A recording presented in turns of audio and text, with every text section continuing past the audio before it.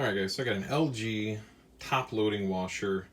My wife had washed a bunch of shoes in here, and she had one of those washing machine cleaners. So she decided to throw one of those in there after washing the shoes, just so it would get an extra clean. And it was the first time we'd ever used one of those. And so needless to say, there was a lot of gunk and grime underneath the pulsator, the kind of agitator here in our LG washer. And it really stirred up all that stuff, and it came out, and there was just a bunch of floating brown crap in here. And it took us a while to figure out what it really was. So I had seen some videos on how to remove the pulsator, the agitator, and a lot of them were just crazy. Some of them were like tearing it apart just to get the stupid thing out. I've seen ones where you used shoelaces to kind of help put the shoelace underneath it and to kind of shimmy it up. I've seen inserting screws into these little holes in here, but I found a way that didn't tear anything up. And so I'm going to show you how I did that, and maybe you can have the same success. It does require some special tools, but nothing that costs anything crazy. So the first thing to do is to remove the little cap here in the middle. And I've got a flat screwdriver here that's got a little 90-degree angle to it. And there are some little spots down here where you can insert that into, and you just kind of pry it up just a little at a time. And you just do one side, and they come over here to this other, pry it up a little bit, come to the third one, and you just kind of keep rotating. I can find a hole on that one. You just kind of keep rotating back and forth until it finally just pops up. There we go. Get that other one to pop up here.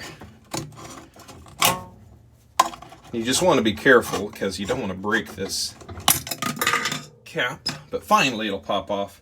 You can see there's 3 more rods that go into these 3 holes here, and then more of these clips go into these spots right here. All right, so now we need a 10mm socket to remove this. The first time I removed it, it had grime around it, and it was kind of difficult to remove it, but finally I got it to come out. So let me grab my 10mm socket here, and what you'll have to do more than likely is, see, if I go to start to turn this, it's going to turn the whole thing. So you will need to use both hands. So I will come back here in a second. All right, I got the 10mm bolt off here. Now there is a little rubber gasket on here, and I don't know what kind of washer you would call this, but you want to make sure you get both those off without tearing them up. Take good care of them, and then just put this off to the side. All right, now the tough part is to get this whole thing off of here, and to be able to pull this up. And if you go to try to just kind of pull it up, you'll notice that it lifts the whole drum. And so this is where you'll see all these different videos, almost tearing it up or doing some crazy stuff. But what I've got here, I've got these 2 kind of hook tools here. I bought these at a Harbor Freight for, I think it was a 4-pack for maybe $1. I had $2. And so what I decided to do was to take these tools here, and down here where those rods went into the cap is I would pick 2 of these at a time, and I would insert one right in there, and then I'd insert the other one into an adjacent hole, and I would just kind of pull up and down and kind of wiggle it back and forth. And I'll be honest with you, I didn't know if I was making any headway or not doing this. But then I noticed back here, this part is pretty much flush, and I noticed it was starting to lift up. So slowly but surely, Just, you know, after working these two holes for a little bit, then I would rotate it just to make it a little easier on myself. And then I would go with these two holes and insert them in and wiggle it and then turn it and then just keep going. And then finally the whole thing popped out. And I didn't break anything. I didn't ruin anything.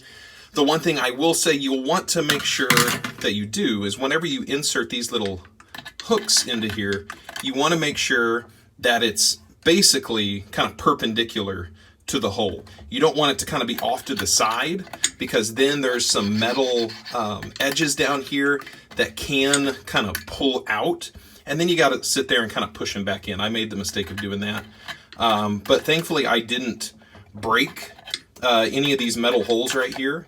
But just take your time, don't be crazy with it, and eventually this thing will pop off.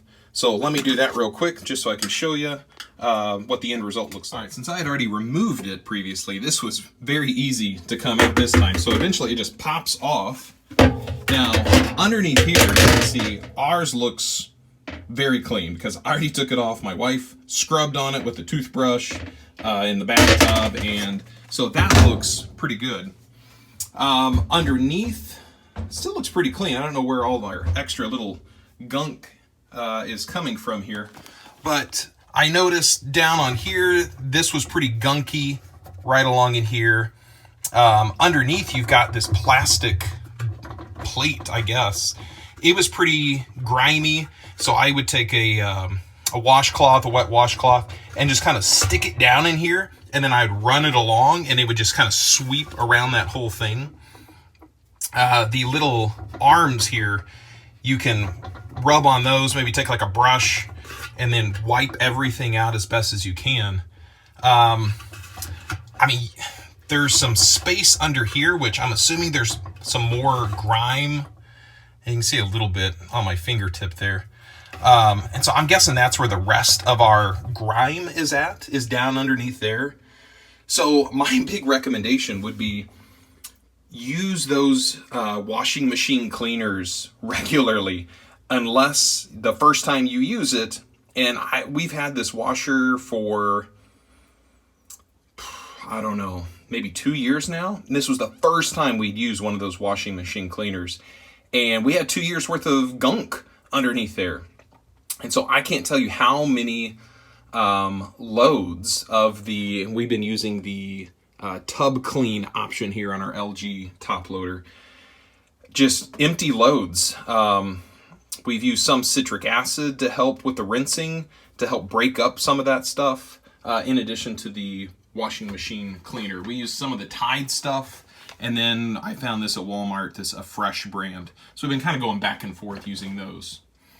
All right, so I hope you guys have some luck in removing your pulsator agitator thing from your top loader. But again, just take your time, keep wiggling it back and forth, and eventually you can get it to pop off.